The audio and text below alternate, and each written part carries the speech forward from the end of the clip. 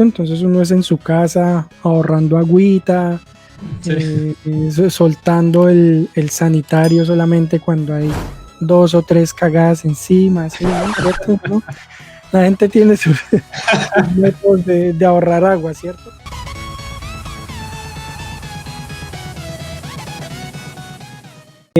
Oficialmente damos inicio a este conversatorio que hemos llamado La amenaza del cambio climático. Yo soy Daniel Manrique, soy neurocientífico, acabo de terminar mi doctorado en Alemania y esta noche me acompaña Jonathan Saldarriaga. Él es ingeniero civil, trabaja en Estados Unidos y es una persona que enfocó su carrera en recursos hídricos y en el medio ambiente. Jonathan y yo nos conocemos de la Universidad Javeriana en Colombia, hicimos universidad al mismo tiempo y nos conocimos en algunas actividades extracurriculares. Y bueno, básicamente la idea de este conversatorio y la idea de este tema ha surgido de mi parte, de un intercambio que he tenido con Jonathan en los últimos años, en los últimos meses, con respecto al tema de cambio climático, en el que creo que él es una persona bastante educada y una persona que se ha informado bastante sobre el tema. Entonces, bueno, le propuse, bueno, hagamos un primer conversatorio en esta plataforma de divulgación que yo estoy impulsando y que se llama ScienceLogs, y a la que además pues los invito a que se suscriban a la página web por la que estamos transmitiendo, que se llama ScienceLogs, una sola palabra.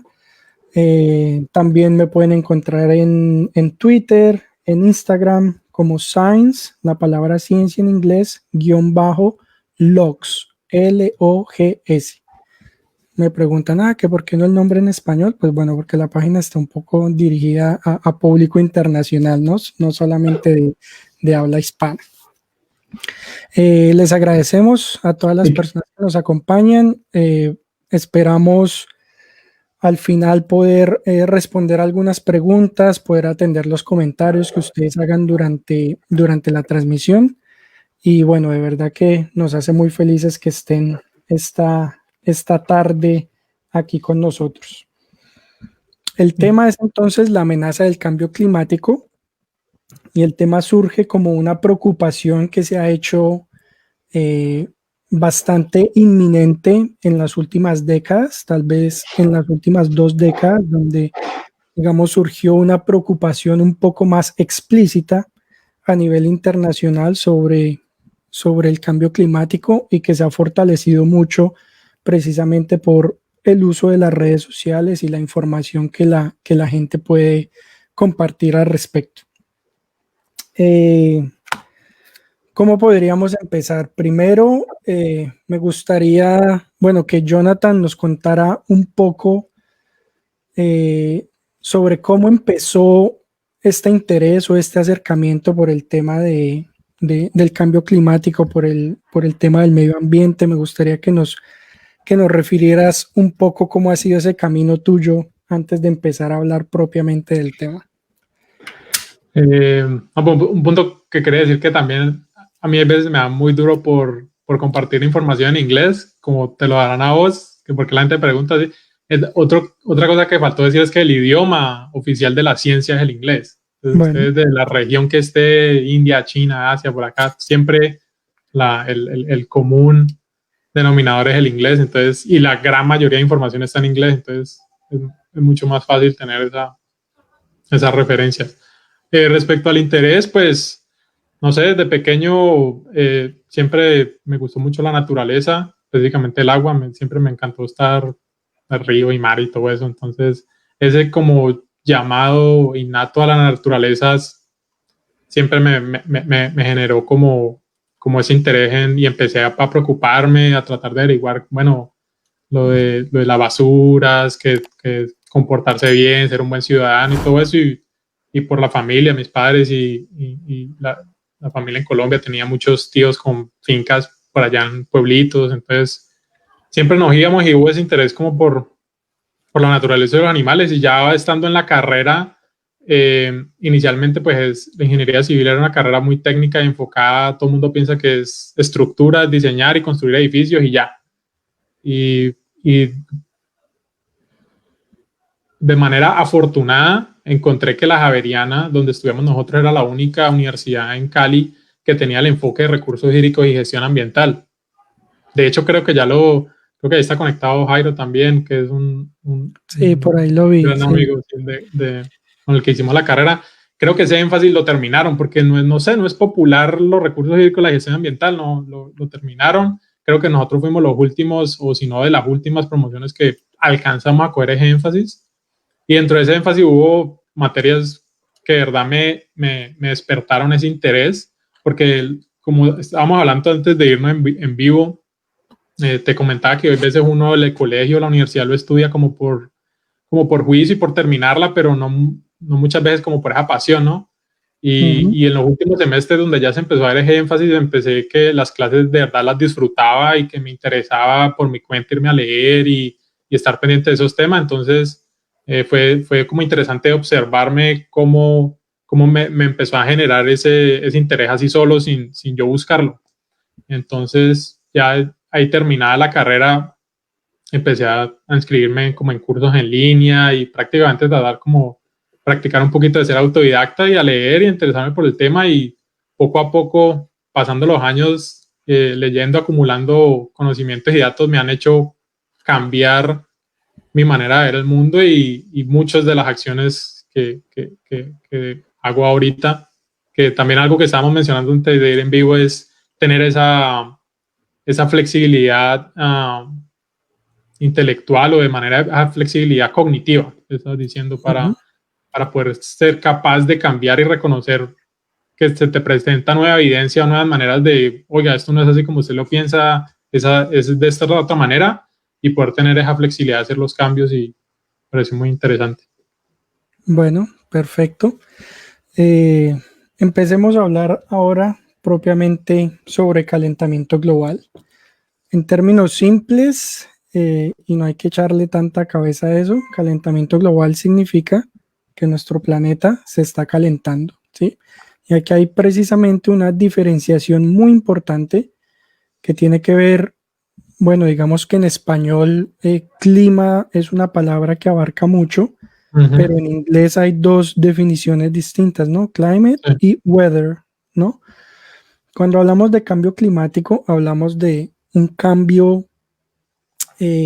general del clima y no particular en ciertas estaciones del año, ¿sí? No podemos decir, no, ¿cómo pueden decir que el planeta se está calentando si hoy hizo mucho frío, si todavía cae nieve, ¿cierto? Cuando hablamos de calentamiento global, hablamos de el aumento de la temperatura en promedio en un rango de años específicos, en un rango de tiempo bastante amplio, que va mucho más allá de los días o de las estaciones que para nosotros son más comunes, ¿no? Podría hablarse en principio, creería yo, tal vez de décadas. Uno podría decir que una década puede ser como una unidad más o menos mínima para uno hablar de cambio climático, ¿no? La década de los 90s, de los 2000, del año 2000, etcétera. Entonces nuestro planeta se está calentando y vamos a empezar un poco hablando de las causas de ese calentamiento global en estos momentos. Si bien nuestro planeta ha pasado por muchas épocas desde su formación hace 4.500 millones de años, ¿no? El planeta ha pasado por diversas épocas geológicas y por diversos estados climáticos, ¿cierto? Ha habido épocas donde ha estado completamente congelado, ha habido épocas donde ha estado muy, muy, muy caliente, y generalmente esos climas tan extremos, demasiado frío o demasiado calor, ha llevado a la extinción de múltiples especies. Más del 95% de las especies que han habitado alguna vez el planeta se han extinguido, muchas de ellas en esos cambios abruptos de clima y de temperatura. Entonces, es cierto que nuestro planeta ha pasado por muchas fases, que nuestro planeta en la historia ha estado mucho más caliente de lo que está ahora, ha estado muy frío también, pero ¿por qué llama la atención el calentamiento global que estamos viviendo en este momento?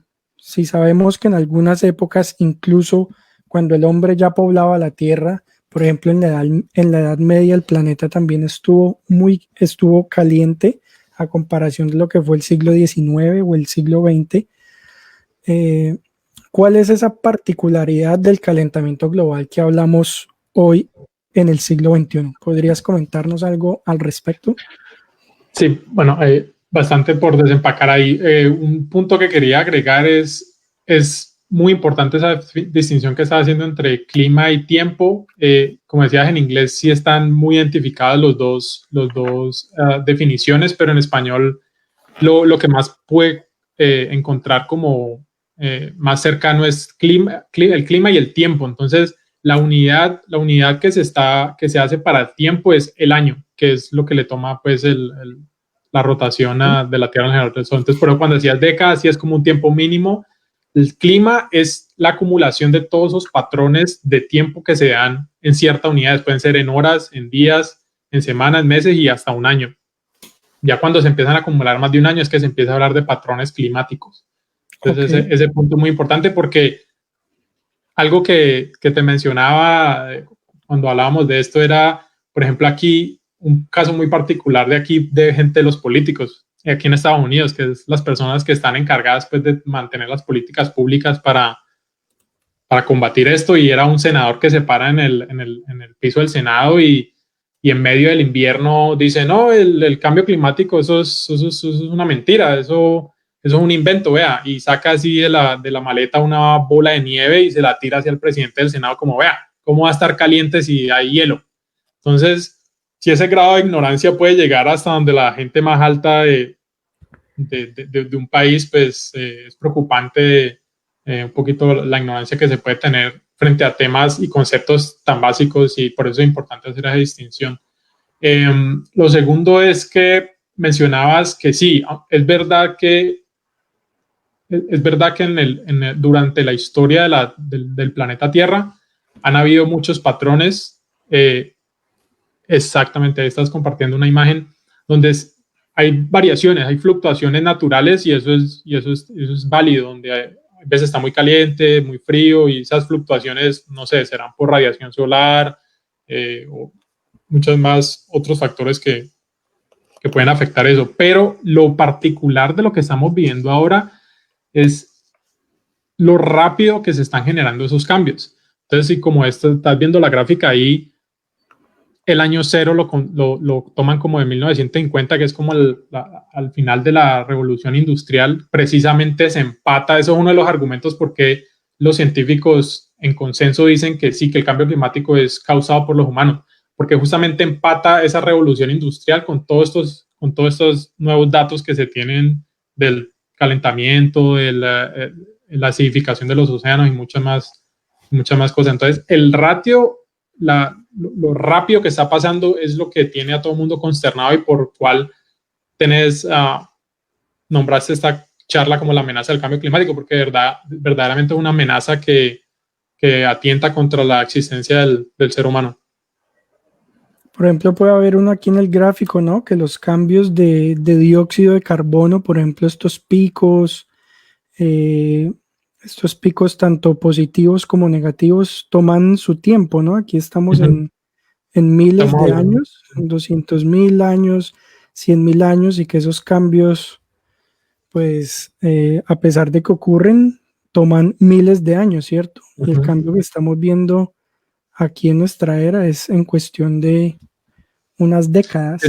Esa otra cosa que he visto mucho en muchas conferencias y digamos, en muchas conversaciones entre los mismos científicos, y es que un gran problema es la capacidad del cerebro humano para dimensionar escalas tan grandes. Hablando ya sea de astronomía o de cambio climático o de geología, muchas veces usted le dicen 1.000.000 de años y usted no alcanza a imaginarse esa cantidad de tiempo en su cabeza. Entonces, cuando la gente dice, eso ha pasado hace 500 años, 200 años, que es lo que viene el cambio climático. Eso es como, son mucho, pero, o sea, eso en términos evolutivos o de la edad de la Tierra, eso es un abrir y cerrar de ojos como para nosotros ahora.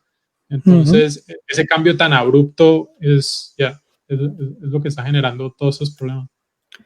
Estuve yo consultando estos días algunas fuentes sobre los registros de temperatura que tenemos en nuestro planeta. Ustedes lo pueden ver aquí en la gráfica de la izquierda. Esto es sacado de la revista Scientific American, un artículo de divulgación sobre cambio climático. Y lo que ustedes ven aquí es el clima de la Antártida, ¿no? Ustedes pueden ver aquí la escala de temperatura. Lo más azul son menos 4 grados, lo más morado son más 10 grados centígrados. Y ustedes pueden ver aquí cómo era en los años 50 en escala de temperatura, ¿cierto? Más o menos todo azul. Esto es un promedio a lo largo de una época grande, pero ustedes pueden ver cómo pasa de un promedio de menos 4 grados centígrados en la mayoría de las regiones a cómo supera ya o está por encima del cero, ¿no? Para el año 2010. Y esto es una proyección del año 2050 al año 2100, ¿no? Donde la temperatura promedio de las zonas más frías de nuestro planeta podría llegar a ser hasta los 10 grados centígrados, ¿no? Una temperatura que es bastante común para la gente que vive en Estados Unidos, que vive en Europa, en época de otoño, de primavera, ¿no? Y es increíble imaginarse que las regiones más calientes de la Tierra podrían llegar a esa temperatura según algunos modelos climáticos. Bueno, tenemos un poco claro el hecho de que, bueno, efectivamente existen registros que nos indican que nuestro planeta se está calentando. Ahora bien, podríamos hablar de múltiples factores que llevan al calentamiento del planeta. El más famoso tal vez es el efecto invernadero por la acumulación de dióxido de carbono en la atmósfera. Para aclararlo, el efecto invernadero es un efecto en el que los rayos del sol entran a la Tierra, pero no tienen forma de escapar nuevamente. Correcto. Gracias al efecto invernadero, nuestras noches no son tan frías como son en otros planetas del sistema solar, como Mercurio, por ejemplo. En Mercurio, cuando no le pega la luz del sol directo, es completamente congelado, ¿cierto? Gracias a un efecto invernadero, llamémoslo moderado, que ocurre gracias a los gases de nuestra atmósfera, nuestro planeta retiene durante la noche el calor que los rayos del sol envían durante el día, ¿no? Entonces los rayos del sol rebotan en la superficie y mucho de ese calor pues se quedan durante la noche y eso nos calienta un poco. El caso más extremo de efecto invernadero es, por ejemplo, Venus, el segundo planeta después del Sol. Mercurio es el planeta más cercano al Sol y sorprendentemente no es el planeta más caliente del sistema solar. El planeta más caliente del sistema solar es Venus. ¿Por qué? Porque tiene una atmósfera llena de gases que impide que los rayos del Sol escapen. Entonces, digamos que es un dato muy interesante. Uno poderse hacer a la idea de que el efecto invernadero puede calentar más la superficie de un planeta que los propios rayos del sol, ¿cierto? Ese es uno de las razones del cambio climático y lo podemos ver, por ejemplo, aquí en esta gráfica. Para poner con las emisiones de CO2, ¿no? Y lo mismo lo podemos ver a través de los años. Vemos aquí la primera época, 1750 más o menos, pasamos por los años 1800, tenemos aquí el siglo XX. No estoy viendo la gráfica, creo que no la compartí. Ah, no la estás viendo, ok. Vamos a ver qué sucedió. Ah, claro, no la compartí. Claro, hay que darle clic en compartir, ¿no? Entonces tenemos aquí básicamente hablando de emisiones de dióxido de carbono. Tenemos aquí un plano más o menos, ¿no? Aquí entramos a la revolución industrial y vemos cómo desde la década de los 50 eso sube abruptamente, ¿cierto? Y esto son partes por billón, es decir, es una cantidad enorme de emisiones de dióxido de carbono que estamos tirando a la atmósfera. No sé si tienes allí algo más Sí, para que la gente, digamos, que no está familiarizada con el tema, entienda como en un caso muy simplista, el efecto invernadero es la razón por la cual la gente pone el grito en el cielo cuando encierran a un perrito en un carro sin dejarle la ventana abajo. O sea, el calor que genera la temperatura dentro del carro va a ser mucho más alta que la temperatura fuera del carro. ¿Por qué? Por lo que mencionaba inicialmente, que es que los rayos entran y cuando se reflejan no escapa, el calor no escapa y se concentra ahí y empieza a incrementar la temperatura. Entonces, eso es como a grosso modo el por qué ese efecto de gas invernadero. ¿Ah? Uno mismo siente ese golpe de calor cuando entra al carro después de dejar. Exactamente. Entonces, prácticamente eso es el efecto invernadero. El ser humano lo ha explotado alrededor de su historia. Eso es como los países nórdicos tienen esas casas o granjas de invernaderos. Entonces, todos los campesinos y todas las sociedades encontraron o descubrieron una manera de poder sacar alimentos durante todo el año y no solo en verano y luego morirse de hambre en invierno o comer comida pues guardada. Entonces ese efecto se ha conocido por mucho tiempo y el problema aquí es, como mencionas ahí en la gráfica, es la exagerada emisión de esos gases que cuando se acumulan tanto en la atmósfera, sí, no, ya mucho menos calor puede irradiarse hacia afuera, hacia el espacio, y por ende han subido todas las temperaturas. Esa es una de las causas del cambio climático, ¿no?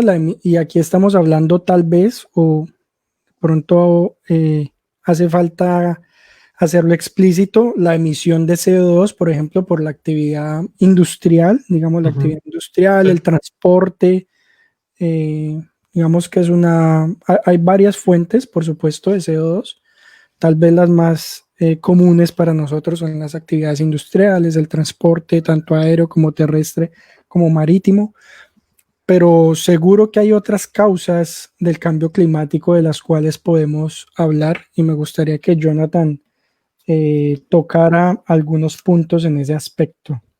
Pues ahí dijiste algo que es parcialmente cierto y es algo, no sé si decirlo nuevo, porque de la información que he leído ya llevan décadas muchos científicos, la comunidad científica hablando sobre el tema, pero no sé por qué de pronto genera como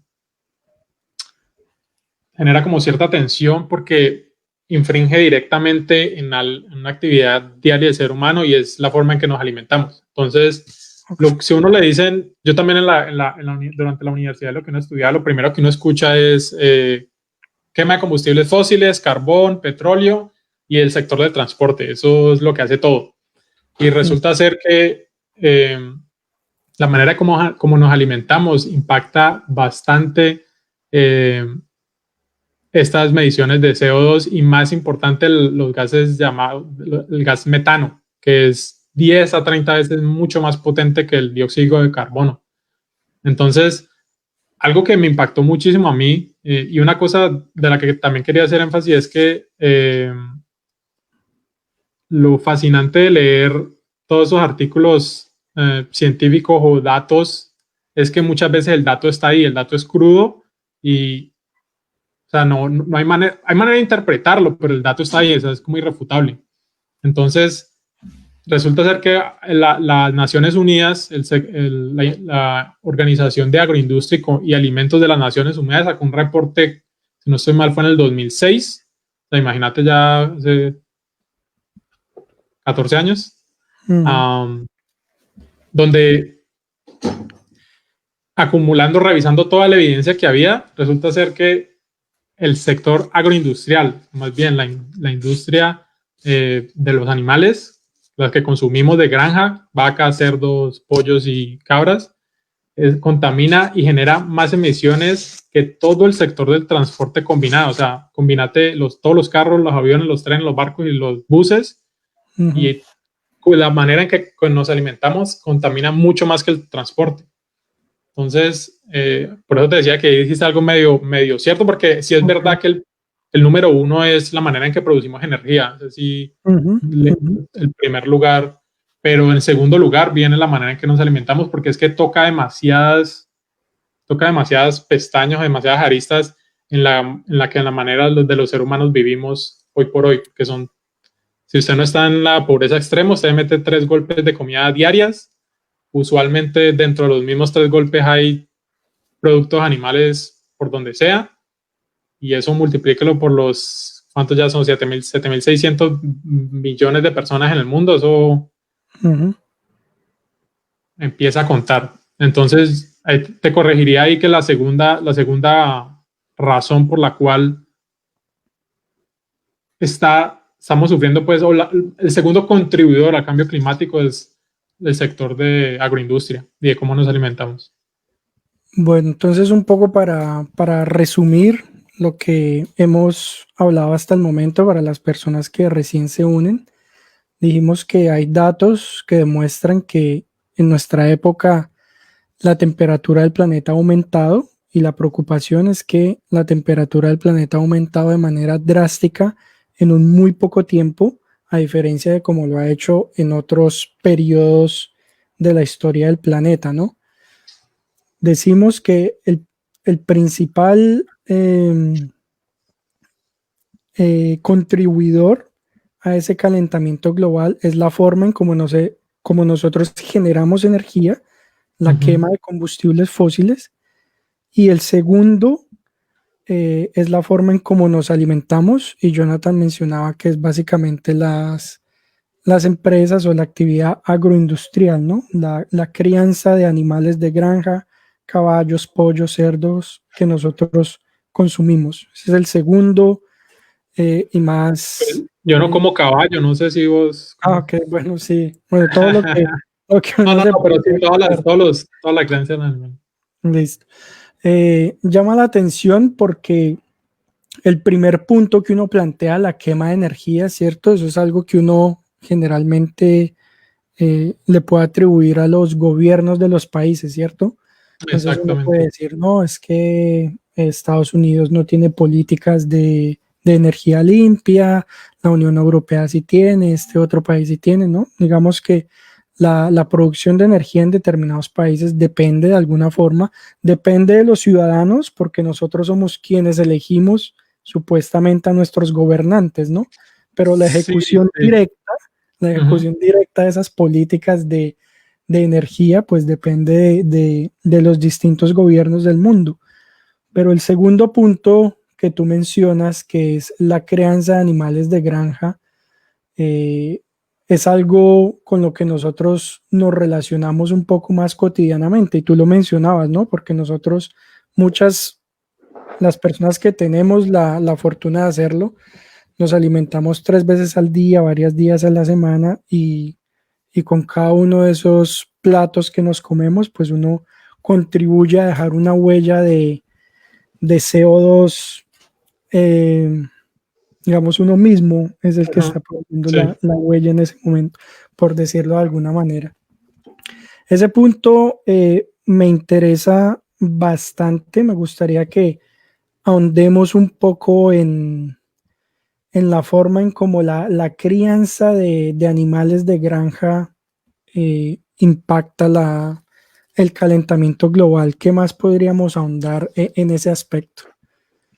¿Por qué yo, digamos que me ha interesado el tema, se enfoca uno en eso? Porque como lo decía, es que es verdad, o sea, si no podemos atacar de manera directa con nuestras acciones diarias el causante número uno, que es la energía. O sea, un ciudadano puede ser millonario para llegar y montar todo un sistema de paneles solares en la casa y reemplazar todo el techo y instalar baterías y todo eso y volverse autosostenible. Eso, digamos que eso es solamente de unos pocos. Entonces, eso el ciudadano común no tiene más que con el voto a los políticos, pero eso en todos lados eso tiene que ser una política de Estado. No hay manera en que un ciudadano pueda llegar y pelear, digamos, por no, energía solar, energía eólica, pues las típicas autosostenibles en vez de quemar carbón y petróleo. Entonces, digamos que por eso yo no hago ese acercamiento en este tema, por eso, porque digamos que la única responsabilidad que usted le puede decir a alguien es vote bien, y ya de por sí eso es hablar de política, y eso ya empieza pues, a irse por ahí por temas como que terminan muchas veces sin sentido, porque la gente ya tiene sus posiciones hechas, ¿sí o no? Más aún en Colombia. Entonces, ¿por qué no atacar el segundo, que es algo que va directamente, que usted compra, usted hace un voto cada vez que usted compra algo, cada vez que usted apoya algo económicamente, es un voto, usted diciendo sí, exactamente quiero este producto, por favor sígamelo produciendo, aquí está mi plata y mi voto, pum. Entonces, afortunadamente, digamos que vivimos en los países desarrollados, se vive por una economía de libre mercado y de competencia, digamos, hasta cierto punto, donde el mercado y la demanda genera la oferta, ¿cierto? Entonces, como estamos diciendo, si el ciudadano a pie compra y pone el voto en esos productos sostenibles, eso quiere decir que va a ir bajando paulatinamente la oferta de esos y la demanda va creciendo para eso. Entonces, las empresas al final, ¿qué les interesa? A ellos no les interesa, yo voy a ser la empresa más ética y la empresa que menos va a contaminar, no, a ellos les interesa la plata. Como están funcionando las sociedades y, digamos, el capitalismo en generar ganancias. Entonces, y eso se ve ya hoy en día. O sea, la tendencia que ha ido de productos de origen vegetales en vez del animal ha ido creciendo, y las mismas empresas, has visto aquí en Estados Unidos, McDonald's, KFC, Burger King, ya todos han sacado opciones. ¿Por qué? Porque la demanda está creciendo, o sea que eso sí funciona para que la oferta vaya cambiando. Entonces yo le decía, usted no quiere contaminar el ambiente o quiere disminuir su huella y quiere ese producto, bueno, aquí se lo voy a sacar, y todas las empresas hacen eso. Entonces, de ahí la importancia tan grande de que las acciones de cada uno acumuladas hacen esos cambios tan grandes en las estructuras económicas. Entonces, por eso yo me centro mucho en ese tema. Ok, voy a compartir aquí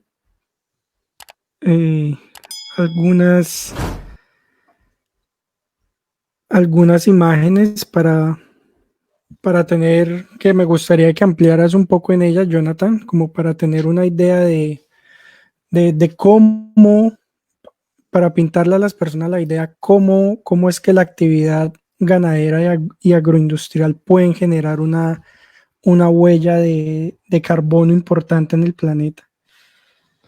Yo me vine a dar cuenta de esta como en octavo, noveno semestre, en una clase de sostenibilidad. Curiosamente, como mencionaba al principio del conversatorio, pues natamente me empezaron a gustar esos temas, me quedaba ahí, me empezaba a leer, y la profesora normalmente habló de energía, sí, los plásticos, bla, bla, bla, y tocó como carne, y así dijo, como la porción de carne, y ya, o sea, le dio como un minuto a eso, y ahí me quedó sonando como que tiene que ver ahí la carne, o sea, eso como así que eso contamina, como así que mi comida tiene huella de carbono, y me quedó como esa espinita ahí, y empecé a investigar y a ver qué gráficos tenés. Sí. Por ejemplo, algo a mí que me impactó demasiado es la completa ineficiencia que hay en conversión de calorías de los cultivos a los animales y de los animales a los humanos.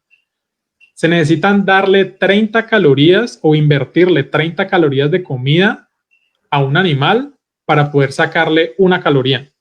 O sea, ¿en qué otro planeta o en qué otra situación uno ve ese desperdicio o esa ineficiencia como el 95% y uno diga, qué sistema tan genial, sigámoslo haciendo? O sea, no tiene sentido coger todas las calorías y todos los cultivos, dárselos a los animales para que ellos filtren los nutrientes que uno al final saca del suelo para volver luego a consumirlos. O sea, prácticamente cortamos a esa tercera parte que vienen siendo todos los animales de granja y más bien vamos directamente a la fuente, que son las plantas. Entonces, ese tema de ineficiencia calóricamente hablando, de la conversión, me parece un despropósito que se tenga que dar tanto. Ahí están mostrando... Uno a meter $30 al banco y después poder sacar uno nada más, ¿no? Sí, más o menos. $29 y sacas uno. O sea, no tiene sentido. El otro gráfico que estás viendo ahí, obviamente, siempre que hablamos de todos los productos animales, el número uno va a ser las vacas, la carne roja.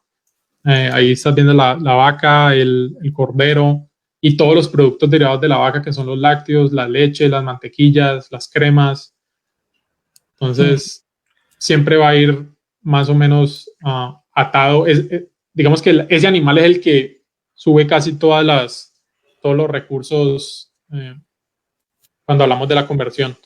Cuando nosotros, aquí en el gráfico dice, habla del dióxido de carbono por kilo de comida, ¿no? ¿Cómo puede uno interpretar esa cuestión del dióxido de carbono por kilo de comida? ¿Es todo el carbono que se produce en toda la cadena de la actividad industrial o en qué aspectos?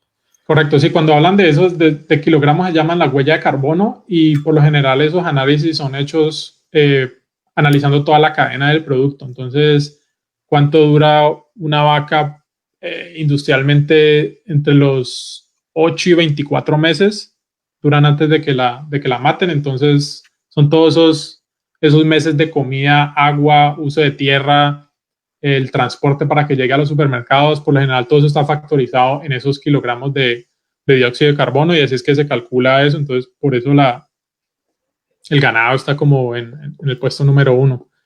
No. Otra cosa que es chistosa, porque yo una vez tuve una conversación hace muchos años con un compañero y él mismo fue el que terminó pues todo en risas, porque aunque ahí en esos gráficos lo miden por dióxido de carbono y ese es como el factor número 1 en lo de los gases invernaderos. Otro que lo había mencionado paulatinamente es el metano, que como había dicho es de 20 a 100 veces más potente que el CO2. Y particularmente en el metano, ese sí, el número 1 es la agroindustria animal y específicamente el ganado, los bovinos. Y por chistoso o simplista que suene, literalmente son pedos y eruptos de millones y miles de millones de vacas comiendo, procesando los vegetales y más que las flatulencias, son los mismos eruptos por la fermentación que tienen las vacas y el tipo de estómago que tienen y el proceso digestivo que tienen. Entonces, es increíble que algo tan sencillo... Las millones de vacas del planeta con sus eructos están calentando el planeta, ¿no? Por el metano que eso genera, ¿cierto? Imagínate. Aquí ese tema es curioso, pero esa es la razón por la cual vos ves en todos los gráficos y en todos los documentos que precisamente la vaca es que dispara todo eso de primero. Es precisamente por eso, no por digamos, más que el CO2 que hace de las máquinas cogiendo el alimento para darle el transporte y eso, el metano precisamente de ese proceso natural de alimentación que todos tenemos, sí, multiplicados por la cantidad que hay. Aquí vi un comentario que me pareció muy interesante que dice, según mi punto de vista, respetando el de los conferencistas, es el exceso de deforestación. El planeta necesita su principal sistema de enfriamiento y son los árboles. Lo demás está en segundo término. Saludos grandes. Ahora tocamos el tema de los combustibles fósiles, tocamos el tema de la agroindustria. Sin duda la deforestación es otro punto que afecta fuertemente el cambio climático, porque digamos que las plantas son no solamente, bueno, digamos, en una medida son productoras de oxígeno. Hay un productor de oxígeno mucho más importante que las plantas, ¿no? De pronto podemos hablar un poco después de él. Pero bueno, son productoras de oxígeno en una parte, pero sobre todo ayudan a regular mucho el clima terrestre, ¿no? Y a mí particularmente me llamó la atención viendo algunos datos que precisamente tienen que ver con deforestación. Y la cuestión es que la deforestación y esto de la agroindustria está de alguna forma completamente entrelazado, ¿no? Sí. Por lo que yo entiendo de los datos que hay disponibles, la mayor parte de la deforestación no se lleva a cabo precisamente para uno aprovechar la madera, por ejemplo, o el subsuelo, sino que se lleva a cabo solamente como una forma para hacerle espacio a las vacas o a los cerdos o a las, bueno, digamos a las granjas en general, ¿no? Y estaba viendo yo estos gráficos y me parecieron bastante interesantes cómo ha cambiado la biomasa terrestre a lo largo de la historia. Es decir, qué parte del planeta Tierra está, digámoslo así, dedicado o habitado por ciertos elementos. Entonces tenemos que aquí que hace 10.000 años la mayoría era naturaleza, ¿cierto? Por supuesto, no habíamos desarrollado industria. Entonces la mayoría del planeta Tierra estaba ocupado por animales salvajes, estaba ocupado por los hábitats ecológicos de esos animales y después llegó la domesticación, ¿no? Sí. Principalmente, y estamos hablando aquí de animales de granja, pues no necesariamente de perros y gatos, pues porque los perros y los gatos ocupan aproximadamente el mismo espacio de los humanos, ¿cierto? Uno no tiene sabanas llenas de perros ni sabanas llenas de gatos, ¿no? Y es increíble uno ver cómo en un siglo, es decir, aquí estamos hablando de hace 10.000 años, es decir, incontables generaciones y solamente en un siglo, es decir, cerca a cuando mi abuelo nació, más o menos, se duplicó, se triplicó prácticamente el espacio que se le está dando a los animales domesticados, ¿no? Y en este diagrama de Estados Unidos vemos nosotros el porcentaje tan inmenso de tierra que está dedicado exclusivamente a terreno para animales.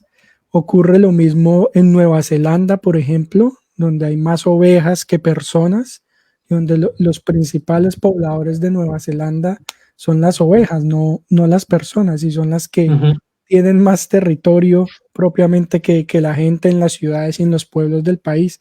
Y viendo este gráfico de Estados Unidos, pues tengo entendido, me corrige si no es cierto, Estados Unidos es uno de los principales productores de carne o de animales de Sí. granja en el mundo. Y puede uno ver aquí perfectamente que los animales ocupan más espacio que las personas. Entonces muchas veces, digamos que uno tiene la idea en general de la contaminación y la industria, entonces se le viene a uno la idea a la cabeza de las grandes ciudades, ¿no? Entonces ve uno Ciudad de México, 20 millones de habitantes, Bogotá, Colombia, 8 En, millones de en habitantes. ese mismo grafiquito, arriba a la derecha en rosado, es toda el área de los humanos viviendo. O sea, imagínate Exactamente. la proporción de lo que decís, porque va a tu punto. O sea, uno se imagina, es que la ciudad es que... Y miran lo que uno ocupa viviendo versus todo lo otro. Es decir, si uno juntara a todas las ciudades y toda la gente de Estados Unidos, podría ubicarla en este pequeño Sí, rincón rosado del mapa. Y lo que vemos que aquí es para los animales es a ojo desnudo más o menos 5, 6, 7 por ahí. veces ese espacio.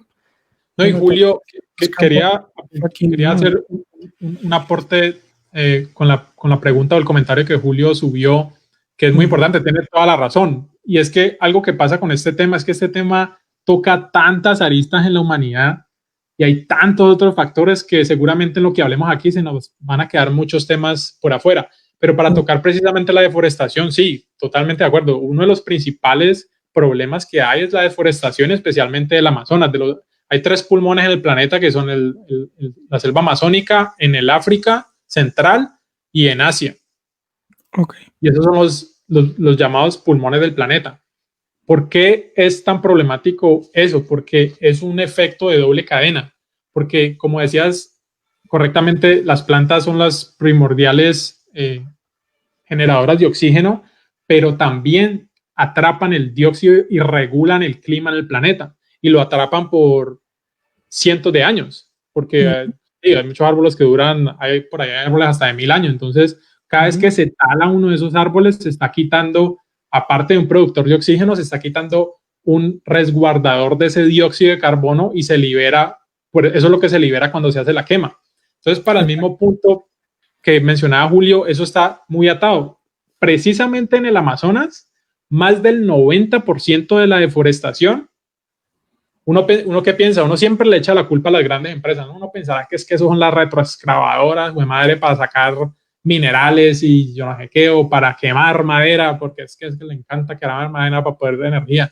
Más del 90%, hay estudios que dan el 95%, otros que el 97%, es para limpiar área, ya sea para darle espacio a los ganados y para hacer los monocultivos con los que esos animales se alimentan, porque es que, nuevamente, esos animales que nosotros alimentamos como sociedad, no es que están por ahí caminando y se alimentan de pastico y chao, y no hacen nada.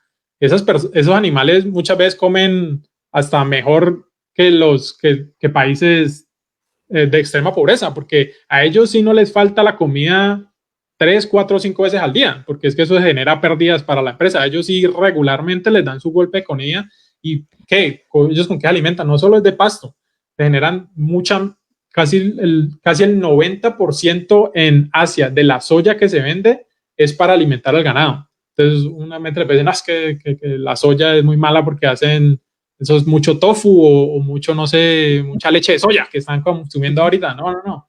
La soya es precisamente todos esos granos, es para alimentar a toda esa cantidad de animales. Porque para hacer una comparación, si ya de por sí se considera, se habla de sobrepoblación con solo 7.500 millones de personas, al año, solamente al año, se matan 75.000 millones. Entonces, imagínense esa cantidad comiendo todos los cultivos que hacemos, principalmente los granos para la proteína, para los animales, y el agua y el consumo de agua, es increíble. Entonces, Julio, tienes razón en que la deforestación es uno de los más grandes problemas porque tiene ese doble efecto, pero la principal razón de la deforestación en el Amazonas es esa, es de la ganadería y de la agroindustria. Y también podría mencionar uno el agua ahí, ¿no? No solamente la soya que se produce para alimentar los animales de ganado, sino también el agua, ¿cierto? Entonces uno es en su casa ahorrando agüita, Sí. soltando el sanitario solamente cuando hay 2 o 3 cagadas encima, así, ¿no? ¿Cierto? ¿No? La gente tiene sus métodos de ahorrar agua, ¿cierto? Pero lo que uno de pronto no piensa es que la mayor parte del agua que gasta una nación es precisamente en la producción agroindustrial, ni siquiera las plantas, porque las plantas también necesitan agua, por supuesto, para crecer y para, digamos, la empresa vegetal, pero tengo entendido que los cultivos vegetales de cualquier tipo que sea, aunque me queda la duda con la caña de azúcar, por ejemplo, que no es un vegetal, pues digamos que no da vegetal, sino que da es azúcar, que es otro componente, digamos, muy, muy malo para la salud, aparte de otras cosas. Pero digamos, de los vegetales que uno consume, como zanahorias, lechugas, etcétera, ninguno de esos requiere más agua o la cantidad tan enorme de agua que requiere la empresa agroindustrial para saciar la sed y la nutrición de vacas, cerdos, pollos, etcétera, ¿no? No, del consumo, es que nuevamente, y eso lo hablábamos creo que antes de ir en vivo, y es como uno muchas veces pasa desapercibido y esa desconexión total que hay en la manera en que vivimos. Entonces, algo que también me impactó mucho y que me cambió de manera de pensar, porque lo que vos decías, yo también allá, yo fue pucha, duchas corticas, eje de bañado de gato, que usar el agua de la lavadora para vaciar el sanitario, me estoy cepillando y cerrar el agua, y todo eso son políticas y han hecho campañas alrededor de todo eso. Entonces uno pensaba, no, sí, estoy haciendo esto bien. Yo hasta cuando vivía en Colombia solo andaba en bicicleta para arriba y para abajo. Yo no va a contaminar o voy a disminuir, pues. Y uno piensa que eso está haciendo pues la mayor contribución. Y si uno le pregunta a la gente normal, uno como por intuición, uno dice, ¿cuál es el mayor consumo de agua? Uno siempre piensa, no, si uno gasta mucha agua, como decir, lavando los platos, sí, en el sanitario. Pero, por ejemplo, aquí en un estudio de Estados Unidos, que no tengo el dato colombiano, pero, o sea, la extrapolación no debe ser muy, muy diferente, es que el 5% del uso del agua fresca en Estados Unidos es solamente para residencias y privados, para residencias privadas. Entonces, imagínate, del total, solamente el 5% se utiliza para el uso residencial, que es lo que ya estamos hablando, que la vaciada del baño, que la lava de platos, lo del día a día. Pero el 55%, si no estoy mal, está dedicado a la agroindustria. Vacas, cerdos, pollos y todos los cultivos la comida que se tiene que cultivar para alimentarlos. Entonces, imagínate uno hacer una campaña, a los políticos les encanta ver las campañas y uno gastarle plata, decirles que reduzca agua, no tome tanta agua, no use tanta agua para tal actividad, y no se les pasa por la cabeza más bien recomendar reducir o eliminar esos productos. O sea, eso nuevamente es un tema como que yo no sé por qué genera tanto, debe ser por lo que es del diario vivir, y entra con su tradición, toca tradiciones, toca costumbres. Entonces me imagino que por eso será un poco caliente el tema, pero si ves las proporciones que hay, o sea, yo la verdad no entiendo cómo hacer tanto enfoque en ciertas cosas cuando por muchos otros mayores impactos se pueden generar tomando en cuenta otras cosas. Entonces, por ejemplo, para una libra de carne se necesitan como, no me acuerdo, entre 2.000 y 3.000 galones de agua. ¿Sabe cuánto es eso estimado en duchas? Son como 2 meses de usted duchándose.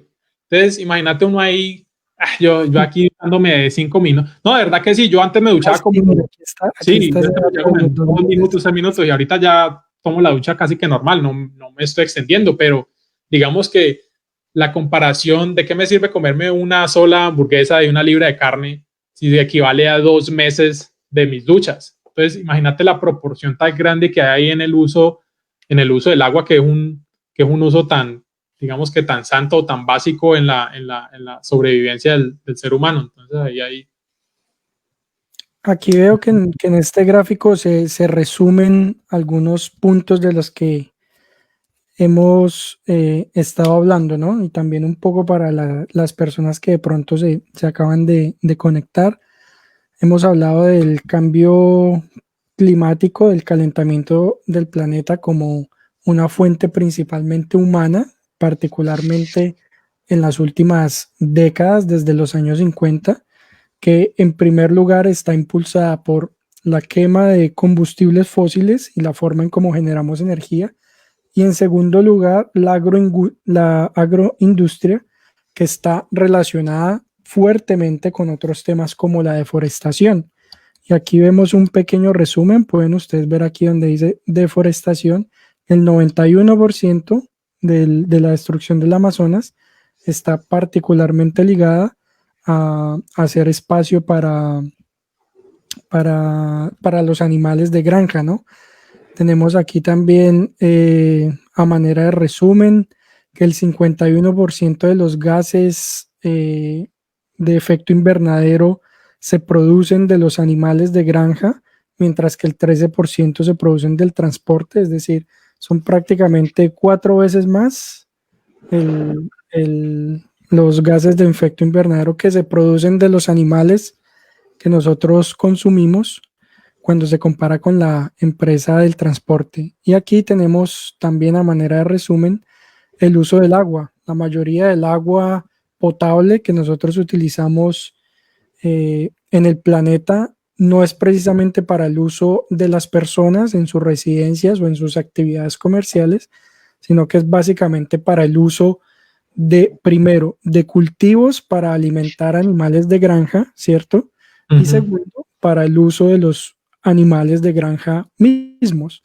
Y aquí hay un punto que, o bueno, un par de puntos que me gustaría que tocáramos también en la medida de lo posible. Y me gustaría empezar con la pesca. ¿Por qué? Porque en muchos contextos, o digamos que es un contexto también de preocupación en estos momentos, la contaminación de los océanos, ¿no? Entonces estamos acostumbrados a ver por las redes sociales, en los noticieros, estamos acostumbrados a ver montañas de plástico, de basura en los océanos, vemos campañas publicitarias de no use bolsas plásticas, vemos campañas de no use pitillos o use pitillos reciclables, incluso ahorita ya están vendiendo una especie de pitillos metálicos o algo así como de, pues no de un solo uso, sino que uno lo compra y uno tiene su propio pitillo y uno lo carga donde sea. O el último invento científico, ve, mira, beber del vaso directamente. Ah, todavía mejor, ¿no? Pero digamos que la pesca también tiene un impacto grandísimo, ¿no? Y me gustaría tocar un punto que precisamente lo comentabas tú en alguna ocasión, y es que una gran parte del oxígeno del planeta se produce en los mares también, ¿no? Con el fitoplancton. Y en realidad, cuando uno mira la historia evolutiva del planeta, el planeta se oxigenó fue prácticamente por las bacterias o por animales eh, muy pequeños como el fitoplancton que metabolizando otros compuestos tiraron todo ese oxígeno a la atmósfera, ¿no? Cuando uno piensa de pronto en el oxígeno del planeta, la primera imagen que se le viene a uno son las plantas y uno se imagina todas las plantas reciclando Los bosques. carbono y tirando oxígeno al planeta, que sí es algo que ocurre, pero tengo entendido que una mayor proporción de oxígeno sale particularmente del mar a través del fitoplancton, ¿cierto? Sí, eso es cuando uno se va dando cuenta como de esos, de muchos datos que uno de verdad, como decía, o sea, uno le dicen, ve, ¿qué nos produce el oxígeno? Todo, no siempre se le viene a la cabeza como todos los bosques y los famosos tres pulmones, no por desmeritarlos, pero la mitad, algunos reportes, un poco más de la mitad de todo el oxígeno generado del planeta vienen de los océanos. O sea, eso no, la verdad no tenía ni idea. Entonces, es este tema de alimentación, como dije anteriormente, toca casi que por todos lados y cuando lo analizas, pues hasta tiene sentido, porque es que una de las cosas de la que estamos hablando, las que estamos criticando, por así decirlo, es algo esencial en el ser humano y es alimentarse. Entonces, tiene sentido que todas las sociedades giren alrededor de empresas y de sistemas estructurales de alimentación.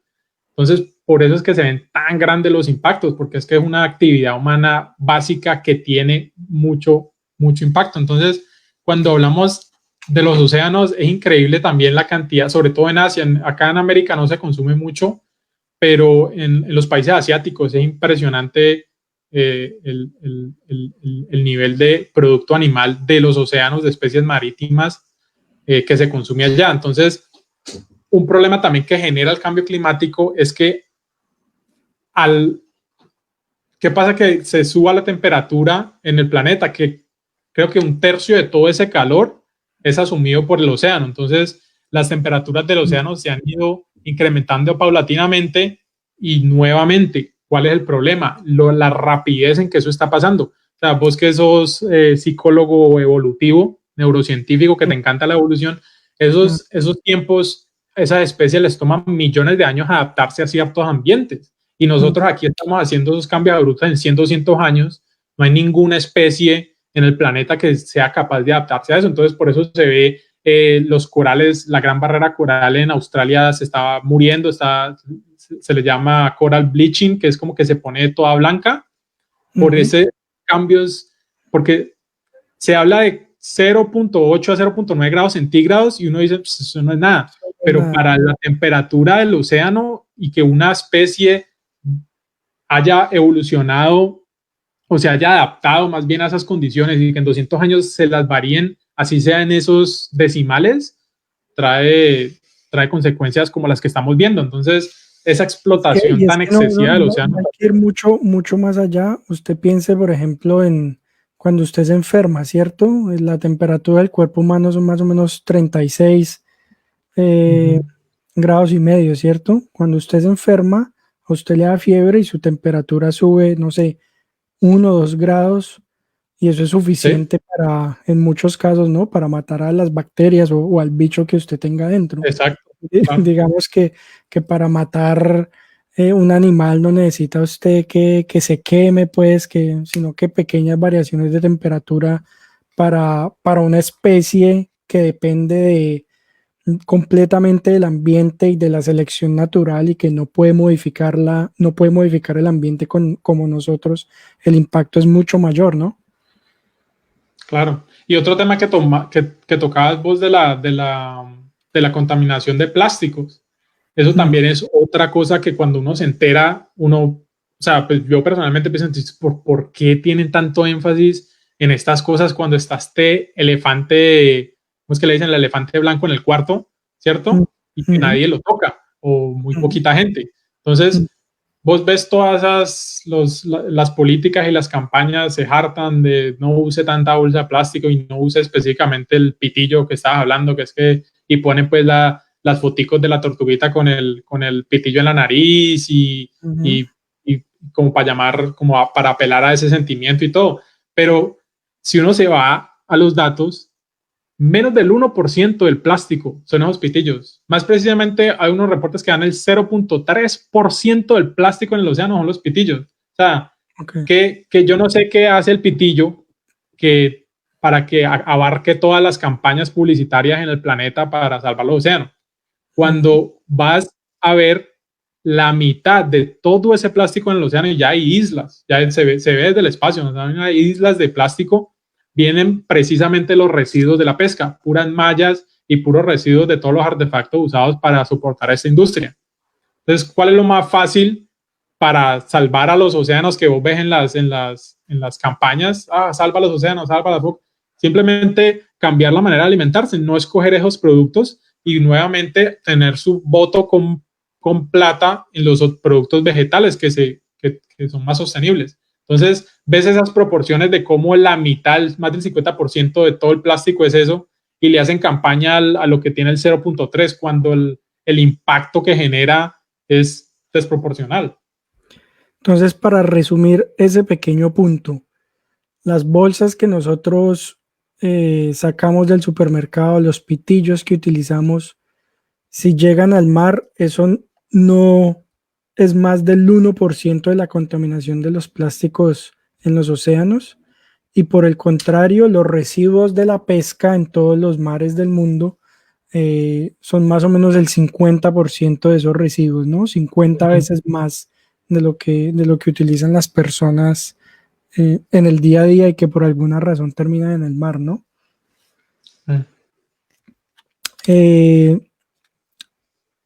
Me gustaría que, como último punto del conversatorio, habláramos un poco de la extinción de las especies, que sin duda es un tema que le toca la fibra a muchas personas en el mundo. Bueno, nos toca la fibra a muchas personas en el mundo. Y me gustaría, digamos, plantear una idea muy general, simplemente para discutirla y debatirla desde distintos puntos. la extinción es un fenómeno natural común, ¿cierto? Sí, Más del claro. 95% de las especies que han habitado en el planeta se han extinto. Lo más seguro es que nosotros como especie humana también va a haber un punto en el cual nos vamos a extinguir, ¿no? Eh, en el pasado han habido, bueno, y todavía en el presente hay especies que se encargan de exterminar a otras especies. Digamos que sabemos que los dinosaurios hace 150 millones de años acabaron o digamos ocuparon los nichos ecológicos de otras especies y las extinguieron. A mí, digamos que me choca o me genera un poco de inquietud algunas imágenes que nos pintan de los indígenas o digamos eh, de los humanos ancestrales, hablando hace miles de años, tal vez decenas de miles de años.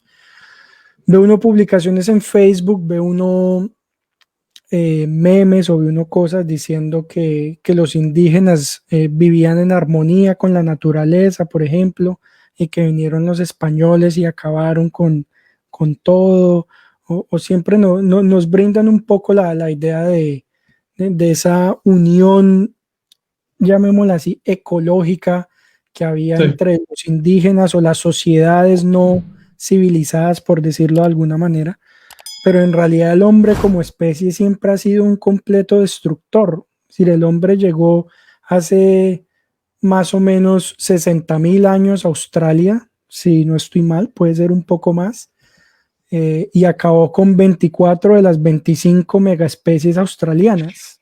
Hoy queda solamente una, el canguro, ¿sí? Entonces la sí. gente muchas veces dice, no, es que la extinción de animales es el capitalismo, es la industria, es la carne, son los vestidos o las botas de cuero de culebra, ¿cierto? Pero sin industria, sin capitalismo y sin dinero, el ser humano se ha encargado de destruir completamente especies. Lo mismo pasó en América. En América, ese dato sí no lo tengo muy claro en este momento. También habían mega especies de fauna y el hombre hace 10.000 años, bueno, el mamut, digamos que el mamut sufrió también consecuencias por el cambio climático, ¿no? El paso de la glaciación a una temperatura un poco más cálida, pero uno de las mayores causas de la extinción de animales como el mamut o esas megaespecies fueron precisamente los humanos. Me Mm. llamó la atención que hace algunos días publicó alguien en, en Twitter que aquí en América antes había un perezoso gigante, que desde hace 3 millones de años habitó aquí un perezoso gigante y que los primeros humanos en América tuvieron la suerte de cohabitar con él. Pero los que no tuvieron la suerte fueron esos perezosos gigantes porque los humanos fueron los que acabaron con ellos, ¿cierto? Sí, Eh, ahorita comentaba yo contigo hace algunos días por acción humana, pero por acción animal también indirectamente. Pasa que, por ejemplo, en sistemas tan conservados durante mucho tiempo como las Islas Galápagos, ¿no? En ujú. las Islas Galápagos con los barcos de los humanos, llegaron ratas, llegaron cabras, llegaron otros animales que de por sí tienen el potencial de extinguir especies endémicas de Claro, esas especies islas, ¿no? invasivas. Entonces, digamos que me gustaría como un poco conversar en torno a, ok, nosotros con nuestra industria pesada, con la sobreexplotación de los mares y de la tierra, estamos acabando con especies animales. Sin embargo, lo voy a decir así, eso no es nada nuevo, ¿sí? Las extinciones ocurren, han ocurrido y ocurren tanto por personas con mente, conciencia, moral y ética, como por animales sin mente, conciencia, moral y ética, que simplemente llevan a otras especies a la extinción. Me gustaría un punto como discutir un poquito ese asunto. Sí, a mí también me sorprendió mucho cuando me di cuenta de esa estadística que dijiste, es que como más del 95% de todas las especies que han existido en todo el planeta, en la historia del universo, se han extinguido. Es como, entonces, ¿qué tanto problema es que se sigan extinguiendo otro poquito más? Pues es que los biólogos hoy por hoy ya han categorizado lo que está pasando ahorita como la sexta gran extinción. La quinta gran extinción fue la última de los dinosaurios que vos mencionaste en la época Cretácea, creo que no estoy mal. Cretácico. Pero ¿cuál es el problema o digamos el miedo con la que está pasando ahorita? De que como mencionabas vos, todas las grandes extinciones, nuevamente han habido 5 y estamos en la sexta, han ocurrido por cuestiones naturales. La última de los dinosaurios fue la del meteorito, ¿no? O sea, todos por agentes externos que no tienen control. Pero lo importante o lo asustadizo, por decirlo así, de esta que estamos pasando es que es la primera en su tipo que es una especie causando la gran extinción de otras especies. O sea, no pasó por una explosión de un supervolcán en Yellowstone o porque nos va a pegar otro meteorito, no, literalmente es la acción constante de una sola especie, el ser humano, frente a todas las otras que ha llevado a esa extinción. Entonces, nadie sabe qué puede pasar. Yo traté de buscar y, o sea, no hay como una historia como para basarse para poder predecir. Entonces, todo esto son territorios inexplorados, lo que da la razón de por qué es alarmista, porque nada bonito va a pasar. O sea, metiéndole lógica, yo no pienso pues que nos se sienta un orgulloso de, porque es que vamos a hacer la primera gran extinción en su tipo. Entonces, ese es el lado preocupante. Digamos que sí es verdad que han habido historia y han habido otras grandes extinciones, pero ninguna ha sido como la de este tipo, que es otra especie impactando tanto y en tan poco tiempo. O sea, esos grados en 100, 200 años, llevar todo, no, creo que por ahí, no sé si tenías una gráfica, hay una gráfica. Mira, hay especies, el hombre llegó a África, a Madagascar o bueno, a las Islas Mauricio, por ejemplo, y acabó en un siglo con el dodo, por ejemplo. Otra cosa que quería mencionar, que habías dicho, es que los ejemplos que diste de Australia y de las Islas Galápagos no es precisamente culpa de esas otras especies, de esas ovejas que son especies invasivas. ¿Cuál es la única razón por la cual una especie invasiva se considera especie invasiva? Porque de la nada, en un solo trayecto, alguien más, ese siendo el ser humano, la introdujo en ese ecosistema. Porque es que eso es lo importante nuevamente de la perspectiva en tiempos geológicos y biológicos. O sea, los animales y todas las especies tienen millones de años para que ese ambiente, para que ellos se puedan ajustar y moldear a ese tipo de ambiente. Y por eso es que existe esa estabilidad ecológica, si se lo puedes llamar así. Pero cuando vos tomas una especie invasiva como esas de llevar unas ovejas a las Islas Galápagos, que donde por millones de años no existieron, entonces ese ambiente, ese medio ambiente, si ese ambiente no está preparado para ese tipo de especies. Pero entonces ahí, ¿qué es? ¿Es culpa de la oveja o culpa del quien introdujo esa especie invasiva a un ecosistema que no tenía por qué estar ahí? Entonces, vuelve ahí el juego de por qué el ser humano y esta sexta gran extinción es tan particular, porque sigue siendo, argumentaría yo que sigue siendo, se le puede atribuir la culpa a la gestión humana dentro de esas especies, moviendo. Un ejemplo muy típico en Colombia, los hipopótamos de Pablo Escobar. O sea, ahorita, si no estoy mal, yo he estado siguiendo ese caso y creo que de uno que trajo, no sé si más como 70, 80 ya hoy por hoy, y están causando pues desastres ambientales y está la discusión, bueno, entonces que los matamos, pero entonces salen las personas, salen los animalistas a decir, no, ¿cómo van a matar a un hipopótamo? Que yo no sé qué, pero entonces, ¿qué se hace? Entonces fue introducido ahí ese ecosistema donde no tenía cabida por mera placer, para verlos ahí en el laguito, y se ha ido expandiendo y se ha ido reproduciendo y está generando toda especie de catástrofes. Si no estoy mal, ya creo que ahí han habido muertes humanas. Creo que uno de esos hipopótamos ha matado gente o ha atacado, no me acuerdo. Pero es ese ejemplo de por qué no es culpa per se del hipopótamo. ¿Sí me entendés? Fue la acción de haberlo introducido a un ecosistema donde no había cabida.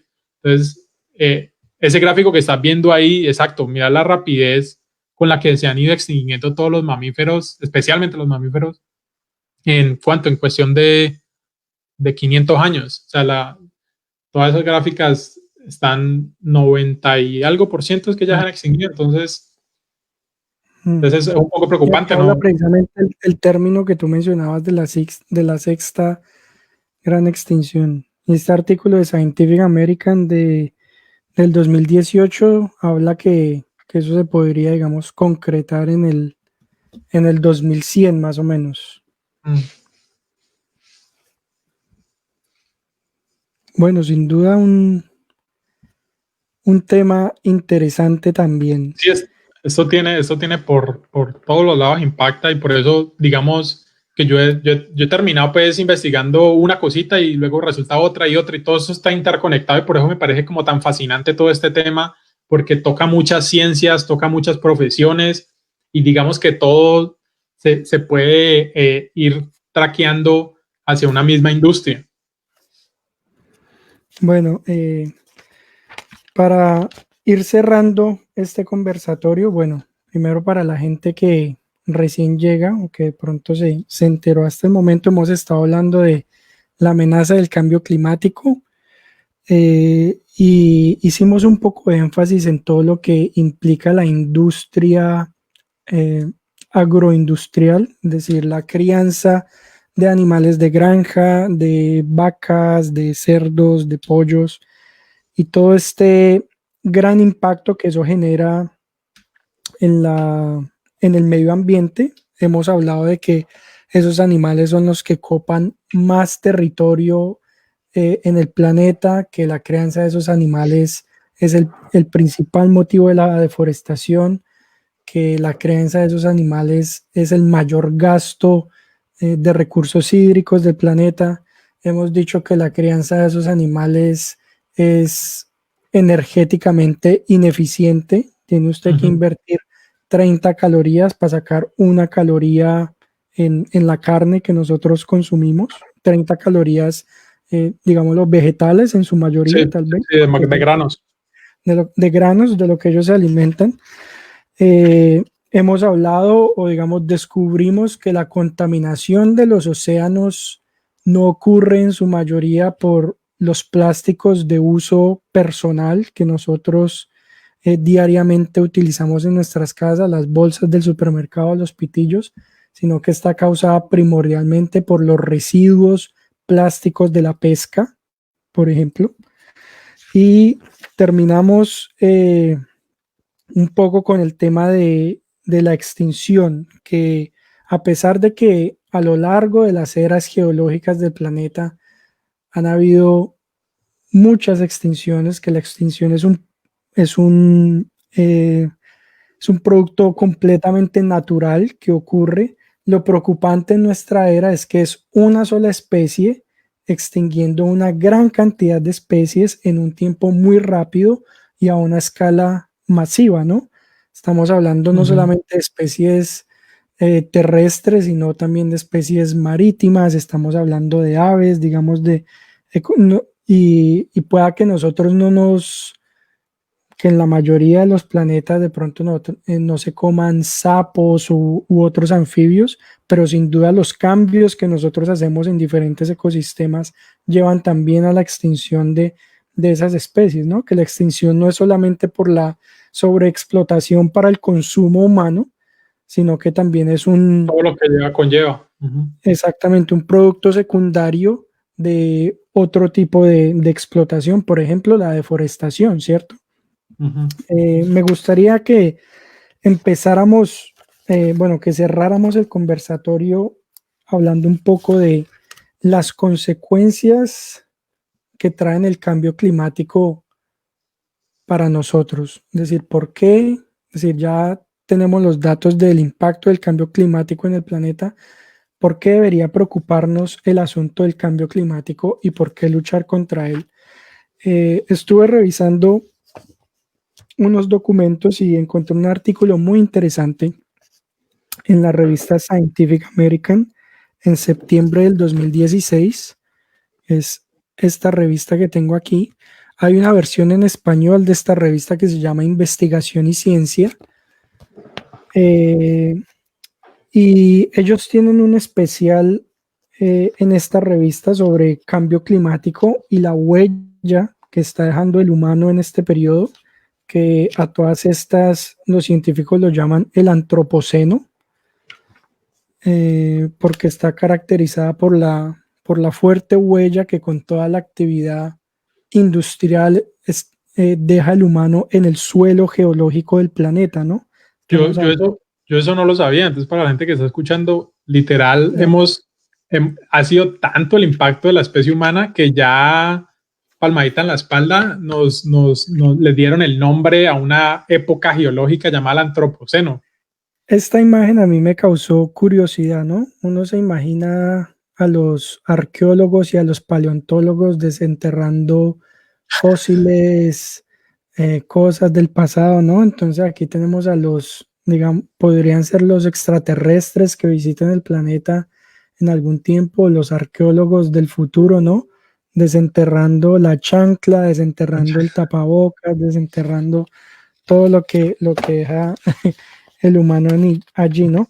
Pero me llamó mucho la atención un artículo de este especial que básicamente nos plantea un modelo de qué podría ocurrir en los próximos 100 años con el cambio climático. Y no es solamente la preocupación de que la temperatura está aumentando y que eso pueda afectar a otras especies animales o vegetales en el planeta, sino que nos puede afectar a nosotros mismos directamente. Yo creo que va a llegar un punto en donde nuestros descendientes se van a preguntar, bueno, y si estos manes sabían que eso estaba ocurriendo y si esta gente sabía que eso estaba pasando, ¿por qué lo dejaron ocurrir? ¿Por qué? ¿Y a qué me refiero yo? Aquí en este artículo escrito por Kate Pick, ella nos plantea un modelo de cómo podrían lucir diferentes lugares del mundo dentro de 100 años, por ejemplo. Entonces, ella, por ejemplo, nos dice que hacia el 2100, por ejemplo, Pakistán va a ser un territorio inhabitable. Es decir, si ustedes ahorita piensan en los inmigrantes por motivo de la guerra en ciertas localidades, en ciertos sectores de ciertos países, ahora imagínese usted los inmigrantes climáticos donde millones de personas van a tener que buscar otro lugar por donde vivir, sencillamente porque en donde vivían el calor va a ser tan insoportable que no va a ser posible la vida humana en esas regiones. Las proyecciones y los datos muestran que no va a ser comparable, de que la cantidad de refugiados por cambio climático va a ser irrisoria. Esperemos a ver si se vuelve a conectar. Yo te estoy escuchando. Espero que ustedes me sigan viendo todavía. ¿Me siguen viendo? Yo te estoy escuchando. Sí, no. Aló. Ah, bueno, listo, hola, listo. Volvió Jonathan, perfecto. Siempre te escuché, Bill. Ah, sí, no, sí, se fue tu imagen.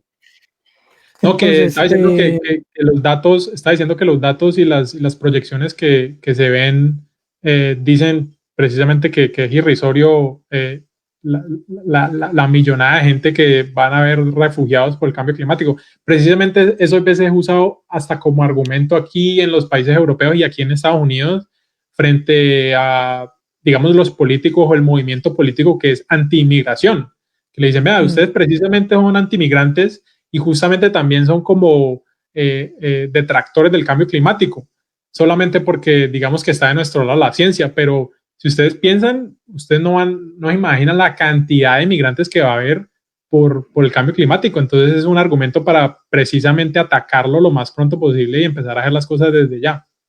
Mm.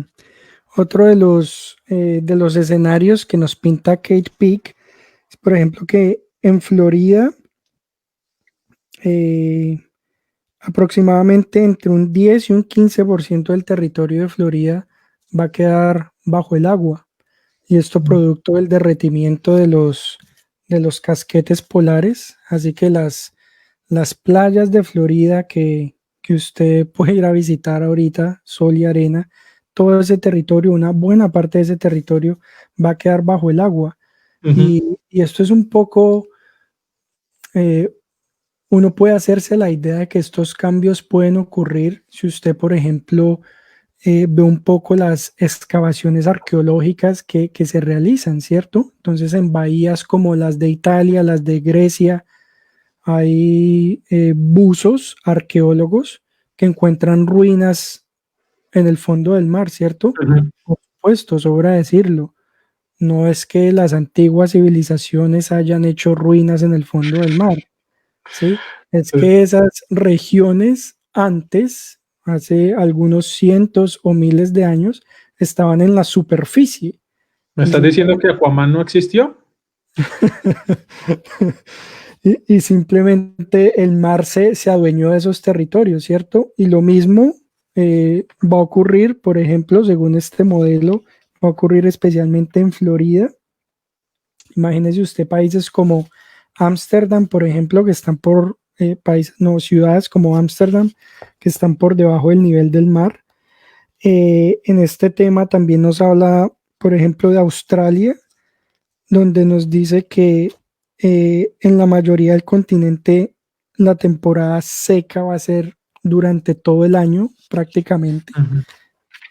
Y bueno, aquí tenemos otros lugares como el sureste de Asia, donde también se esperan cambios climáticos y el aumento del nivel del mar hasta de 2 o 3 metros en algunas regiones. Así que definitivamente, digamos, en un contexto geopolítico, uno podría Uh-huh. esperar cambios fuertes no, y es un poco difícil uno imaginarse los conflictos y las guerras que van a haber o que probablemente van a haber nuestros hijos, porque algunas partes del mundo, millones de personas no van a tener un territorio donde vivir y van a buscar migrar a otros lugares, ¿no? Algo que hay que tomar en cuenta, que por lo que uno se crió, pues, yo creo que justamente creaste en Cali, que es una ciudad no costera, bueno, pues uno ahí no le afecta absolutamente para nada, pero las grandes ciudades y las capitales del mundo son por lo general ciudades costeras. ¿Por qué? Pues porque eso es lo Ujú. que fomenta el comercio y el libre comercio entre países y la famosa llamada globalización. Entonces, el gran porcentaje de personas ya está ubicada en ciudades costeras. Y si estamos hablando de un nivel de 1 o 2 metros que se suba todo el océano, o sea, eso prácticamente va a desaparecer todas las ciudades. Exactamente. ¿Alguna otra idea sobre las consecuencias a corto, mediano y largo plazo del cambio climático que se te ocurra en este momento? No, creo que las tocamos bastante, lo de los refugiados, y el nivel del océano, la altitud del océano. Una cosa que iba a decir era, se me ha olvidado ahorita antes que estaba haciendo y me acaba de acordar, es que no solo también es los casquetes polares de los que estás hablando y el derretimiento Ujú. del hielo, pero por el mismo calentamiento global, el agua se expande, entre más caliente se expande un poco más y eso también aporta a que esos niveles del océano suban. Ok. Antes de entrar al live, me referiste a una página web que parecía muy interesante. Me No gustaría sé. que pudiéramos aquí compartirla. Ahí la estamos viendo ya. Compartirla con el público para que las personas que quieran informarse sobre datos del cambio climático puedan acceder a ellos. El cambio climático no es, bueno, y lo hemos hablado un poco aquí, no es una idea política, no es una idea para hacer campañas presidenciales, es algo que está basado en datos que hemos recogido en las últimas décadas y que nos han demostrado que desde los años 50 más o menos el planeta se está calentando y esto principalmente por acción humana derivada de la quema de combustibles fósiles y en una buena parte de la actividad agroindustrial. Entonces aquí Jonathan nos está ¿Estás mostrando. viendo mi pantalla? Sí, se está viendo. Acá también está en español. Ok. Entonces esta página web que ustedes están viendo aquí se llama Global Climate Change. ¿Puedes comentarnos brevemente sobre ella, Jonathan?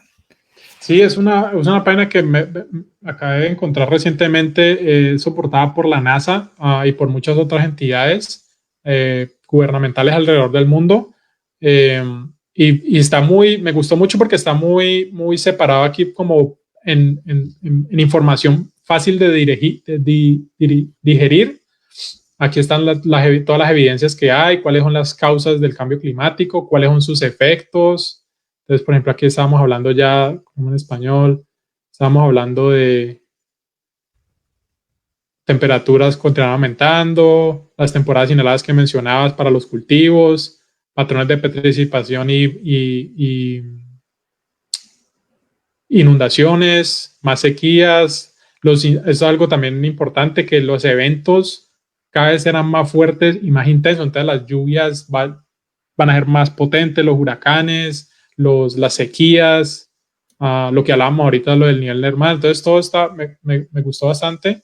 Está también el consenso científico de todas las instituciones que soportan todos estos, porque recordemos que eso es lo bonito de la ciencia, ¿no? Que son información y, ¿cómo se dice? Afirmaciones que se hacen y que son validables por otras personas y que las replican. Entonces, todas estas instituciones han encontrado lo mismo y de ahí es que se habla de un consenso científico. Entonces, está muy interesante para la gente que le interese el tema y quiera seguir indagando un poco. Y yo también he visto, digamos, no las bases de datos mismos, pero he visto referencias sobre distintas bases de datos que tienen información pública. Muchas veces muchas personas creen que esta información es que la tiene un científico en su disco duro y puede hacer lo que quiera con ella, ¿no? Si ustedes buscan en internet podrán encontrar bases de datos públicas de datos que se han recolectado no solamente sobre la temperatura del planeta en distintas regiones del mundo, sino también sobre otros aspectos. Y es información que cualquier persona con una conexión al internet puede no solamente conocer, sino que puede también en muchas circunstancias analizar, porque en la ciencia no solamente la recolección de datos, sino que es el análisis y la interpretación de esos datos. Entonces, toda persona puede acceder a muchas de esas bases de datos sobre calentamiento global, coger los datos, analizarlos de la manera que considere por sí misma, crear los modelos que iba a decir que se le vengan a la cabeza, pero no es tanto así, sino crear los modelos, crear modelos basado en esos datos, de esas bases de datos generales y oficiales, y analizarlas. Es decir, lo bueno es que ahorita las universidades y los gobiernos en general están promoviendo a que muchas de las investigaciones que se realizan definitivamente liberen para el público los datos de esas investigaciones. Y lo ideal sería que el público, que usted que está sentado en su casa escuchando este conversatorio, pueda acceder a esos datos y en el mejor de los casos, si tiene los conocimientos técnicos, analizarlos por sí mismo, digamos así como la empresa, la ciencia como una empresa que se construye colectivamente, ¿no? Bueno, pues creo que con esto podemos dar por finalizado nuestro conversatorio sobre la amenaza del cambio climático y me gustaría que Jonathan resumiera en una frase o en una afirmación qué podemos hacer nosotros o cuál sería nuestra mejor acción para contribuir a, para contribuir a que el planeta pare este nivel de calentamiento tan abusivo que lleva en las últimas décadas. Pues basado en la conversación que estuvimos, una sola frase: dejar de consumir animales. Dejar de Pero no, consumir. mentira, o sea, obviamente todo tiene su impacto, todo ayuda, pero lo que yo me he dado cuenta y me he educado, que fue lo que me hizo cambiar, porque, o sea, yo no siempre pensaba así. Los datos y los argumentos que he leído me han hecho cambiar mi perspectiva de tener esa flexibilidad cognitiva de la que hablabas. Entonces, todo ayuda, pero siendo objetivamente, lo que más impacta es las tres cosas que usted hace al día, todos los días de la semana, por el resto de su vida, y es alimentarse. Entonces, elegir productos vegetales por encima de productos animales que vengan de origen animal es la mayor contribución que usted puede hacer por lejos de cualquier cosa respecto. Si a usted le interesa el medio ambiente y le importa, digamos, el tema de la sostenibilidad, es eso. Bueno, perfecto. Muchas gracias, Jonathan. Me gustaría que termináramos con algunas de las preguntas o comentarios de las personas que todavía están live con nosotros. Si tienen algún comentario o alguna pregunta para nosotros, pues estaríamos muy emocionados de conocerlas y de responder algunas de ellas en este momento. Voy a empezar aquí a explorar qué tenemos. Bueno, tenemos saludos de muchas personas, tenemos emoticón de marrano, vaca y gallina. Aquí, bueno, lo tenemos. Estos son los principales.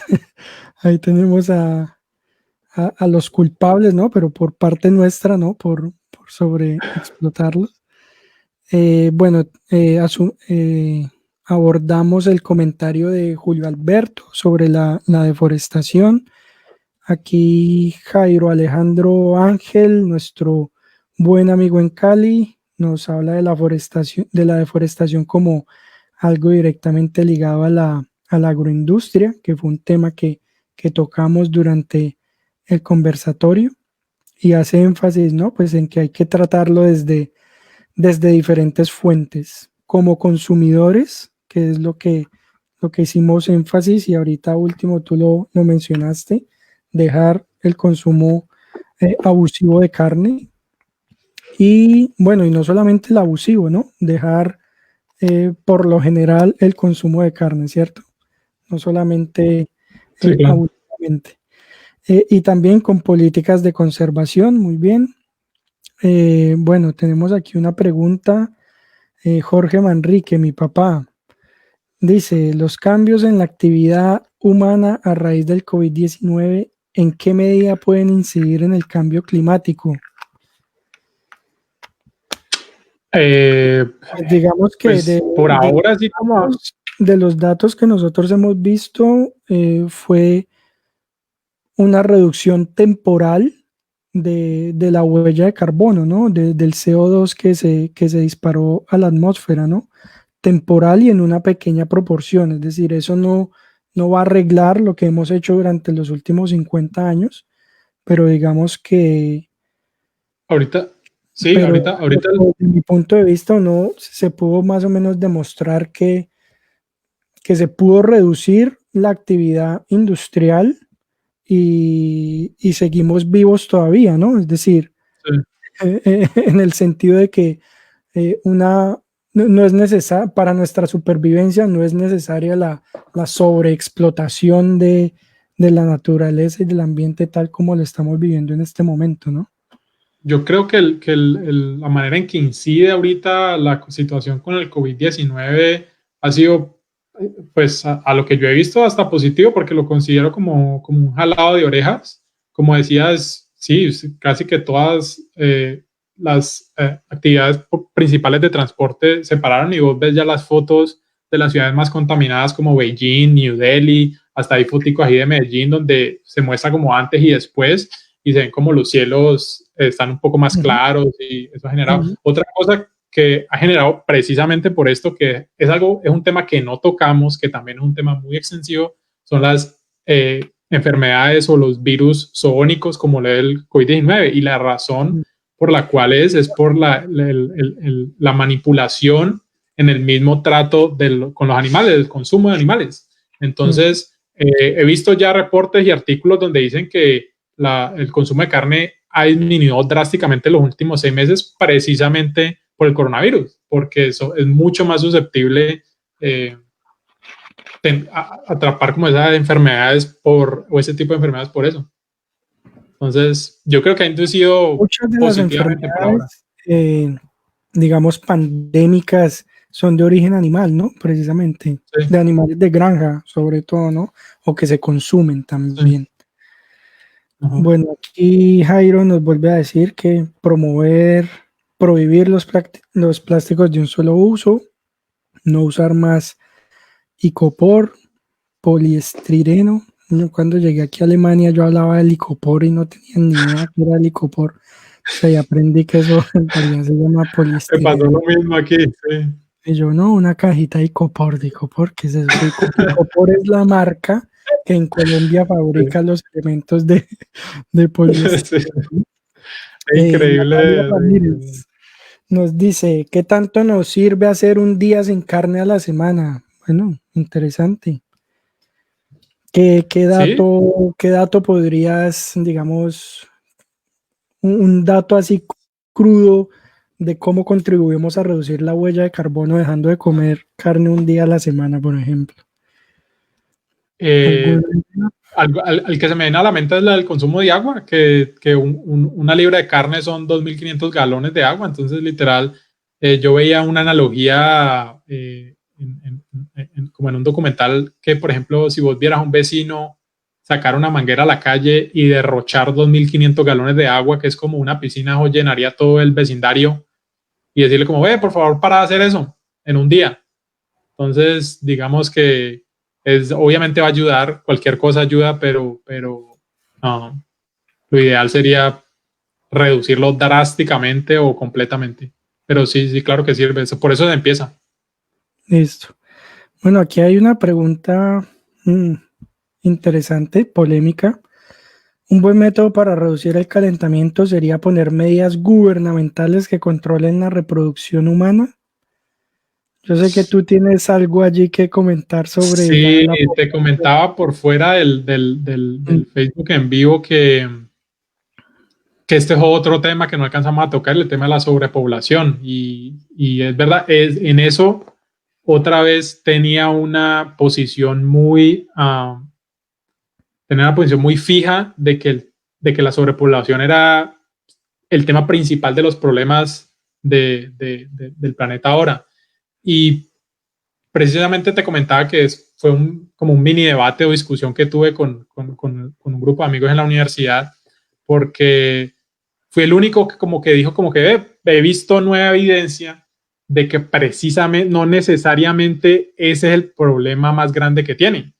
¿Por qué? Porque uno de los datos que no alcanzamos a dar es que ya de por sí, hoy por hoy, se cultiva suficiente comida para alimentar a 10.000 millones de personas. O sea, somos 7.500 y ya cultivamos suficiente comida para mantener a todo el mundo, pero de la comida que se cultiva, no de los animales. Entonces, si quisiéramos, podríamos alimentar toda la población del planeta. Exacto, en vez de estar alimentando a los animales. Va a alimentar a los animales. Correcto, con esa ineficiencia que se tiene de las 30 calorías, una caloría tranquilamente se podría alimentar el mundo. Claro que ahí entra un problema de logística, pues de cómo hacer cómo hacer llegar esas comidas a los lugares donde son como desiertos de comidas porque no crece nada, pero digamos que a grosso modo ya hay suficiente comida para alimentar a la gente. Entonces, por datos como eso es que, bueno, entonces la sobrepoblación no es tanto el problema es más bien esa población con sus hábitos alimenticios, más bien ese es el problema. Entonces ahí digamos que exploramos un poquito ese tema y ahí quedó abierto, pero sí, pienso yo que a mí me cambió un poquito más me cambió un poco más esa mentalidad que tenía con la sobrepoblación. Ya no aunque obviamente sigue siendo un problema y se puede controlar, pero es un tema muy delicado porque cuando hablas de controlar la reproducción humana de una se le viene a uno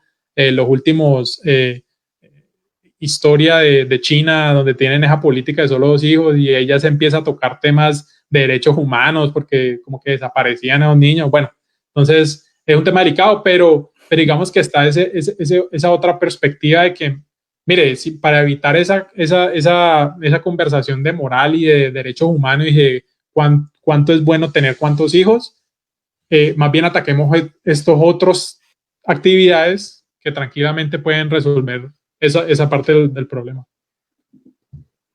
Perfecto. Bueno, tenemos aquí una pregunta de Jorge Osorio que está muy relacionada con esta pregunta y creo que ya quedó respondida. También tenía que ver con la sobrepoblación. Bueno, aquí hay un comentario de Sofía Angarita que dice, pero están produciendo los alimentos con semillas manipuladas genéticamente, entonces no sirve tener tanta comida si va a dañar la salud. Bueno, ya hay un punto bueno, es algo en lo que no soy experto, pero en lo que podría dar una opinión, digamos, cautelosa. Y es que uno siempre se imagina la manipulación genética de alguna cosa, o bueno, las personas en general lo imaginan como si eso fuera algo, no sé, como si uno metiera ahí isótopos radioactivos en la comida.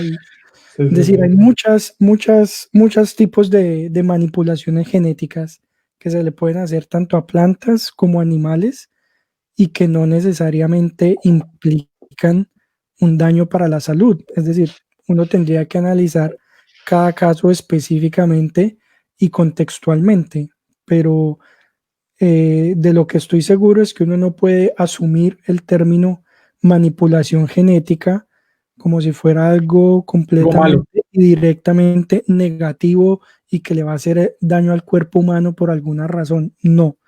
Digamos que yo trabajo con animales manipulados genéticamente, con ratones, que son ratoncitos que viven normal, o sea, hay diferentes tipos de manipulaciones genéticas y eso no implica necesariamente que usted le meta un isótopo radioactivo a los alimentos para generar cáncer, para envenenar, puede que sí, puede que no, es decir, eso es algo que hay que definir muy, muy, muy precisamente y en casos particulares.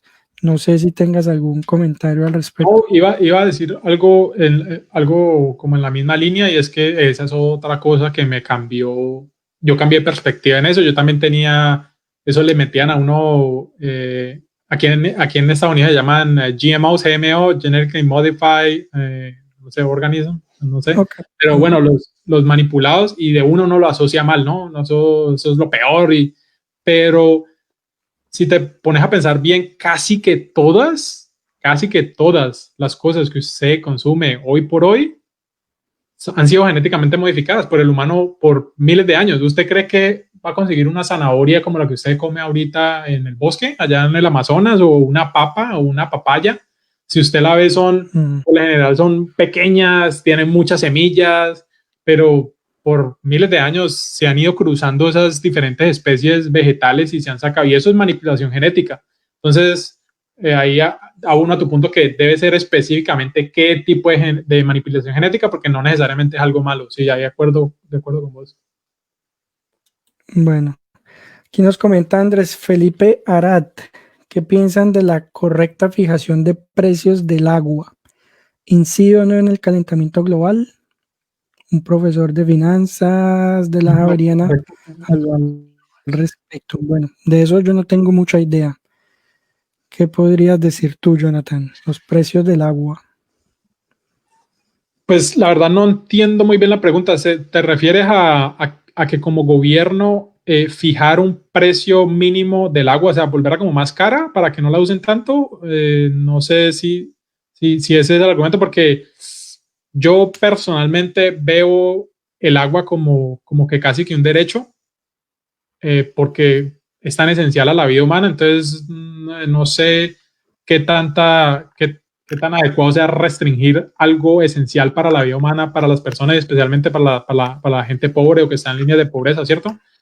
Y ahí adicionaría lo que habíamos hablado en el conversatorio, que el consumo de agua para casas en el sector privado, o sea, la gente que vive en sus casas, no es, aquí en Estados Unidos, el 5% de la totalidad del agua que se usa. Entonces, uno piensa que es que lavando el carro con la manguera, es que ese vecino está cometiendo un crimen ecológico, pero nuevamente no ven cómo el consumo de animales es 100 veces peor. Entonces, no, yo sinceramente ya no me preocupo tanto por la restricción de consumo de agua en su día a día y en la casa. Ok. En países como Canadá, yo sé que el agua es gratuita, ¿no? No sé, las personas no pagan por el consumo de agua. Tengo entendido en Canadá, solamente Bueno, allí como no comentario. sabía, pero sí tiene lógica porque sí sé que es uno de los lugares con mejores recursos hídricos. O sea, allá es donde hay que vivir en el 2100, donde hay mucha En abundancia. Canadá, bueno, yo voy para allá este año, vamos a ver. Bueno, esta pregunta es interesante y creo que puede responderse de una manera muy elegante. ¿Las creencias religiosas pueden agravar o mejorar el problema climático? Yo respondería esa pregunta de la siguiente manera, y no necesariamente con las creencias en sí mismas, sino el tipo de pensamiento. Es decir, si usted tiene un tipo de pensamiento religioso, desde mi punto de vista, para usted hay verdades inmutables y absolutas que no van a cambiar, ¿cierto? Si usted tiene un pensamiento científico o no religioso, para usted hay verdades que van a cambiar de acuerdo a la información y a la evidencia a la que usted se ve, que se le presenta, ¿no? Así que uno podría decir muchas veces que eh, los negacionistas del cambio climático, por ejemplo, entre otras creencias del mundo, tienen un tipo de pensamiento religioso, porque no importa la evidencia que usted presente, no importa los datos que usted genere, eso no va a cambiar la posición de las personas. Un pensamiento científico es un pensamiento flexible, en el que usted basa su opinión sobre un tema de acuerdo con los datos y a la evidencia disponible. Yo creo que en este tema del cambio climático y en cualquier otro tema que implique un conocimiento científico, lo más importante allí es la flexibilidad cognitiva y basar los puntos de vista en datos que sean verificables y contrastables. Creo que es un punto importante allí.